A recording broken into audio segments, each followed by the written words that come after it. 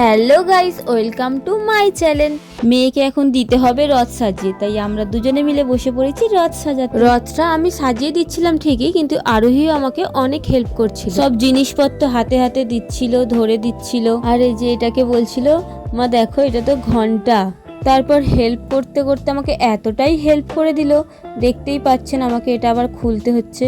এই পুরো ফিতেটা খুলে দিয়ে পুরো এদিক ওদিক দিয়ে জড়িয়ে দিয়েছে, তাই আমাকে আবার এই ফিতেটা খুলে নতুন করে লাগাতে হয়েছে। দেখতেই পাচ্ছেন আপনারা, আমি একদিক দিয়ে খুলছি, ও আবার একদিক দিয়ে জড়াচ্ছে। এরকম করতে করতেই ফাইনালি আমাদের রথ সাজানো কমপ্লিট। এই যে আমাদের ছোট মানুষের ছোট রথ রেডি। এবার আমরা হব রেডি, আর তার জন্য মামে এক পাক ঘুরে নিলাম আর হয়ে গেলাম রেডি। এবার আমরা বসেছি পুজো করতে। এবার আমি প্রদীপটা জ্বালিয়ে নিচ্ছি। এবার আপনারা দেখে বলুন তো আমাদের পুরোহিত মশাইটা কেমন হয়েছে।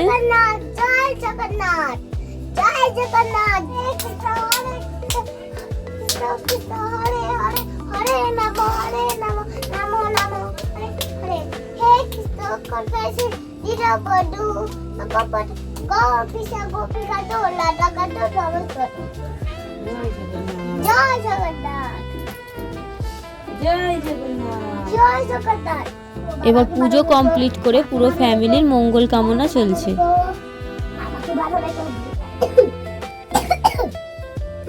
মামাকে ভালো রেখো, দিদাকে ভালো রেখো, পিকে ভালো রেখো, পিসাকে ভালো রেখো, সাইদাকে ভালো রেখো, সবিতাকে ভালো রেখো, দিদিকে ভালো রেখো, মোশাকে ভালো রেখো, সবাইকে ভালো রেখো। আর তুমিও ভালো থাকো, আমাকে ভালো দাও। নমো নমো।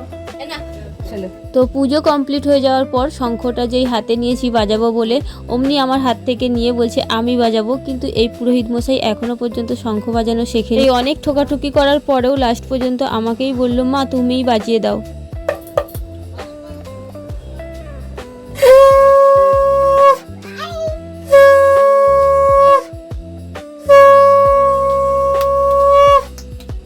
এবার পুজোও কমপ্লিট আর পুরোহিত মশাইয়ের মায়ের আদর খাওয়াও কমপ্লিট। এবার আমরা রথ নিয়ে বেরিয়ে পড়েছি রথ টানতে। তারপর বাড়ি এসে এক গামলা পাঁপড় নিয়ে বসে পড়েছি। রথ আর পাঁপড় ভাজা খাবো না তাই কি কখনো হয়? সব শেষে জিলিপি খেতে খেতে ভিডিওটা শেষ করছি। ভিডিওটা ভালো লাগলে একটা লাইক করে দেবেন।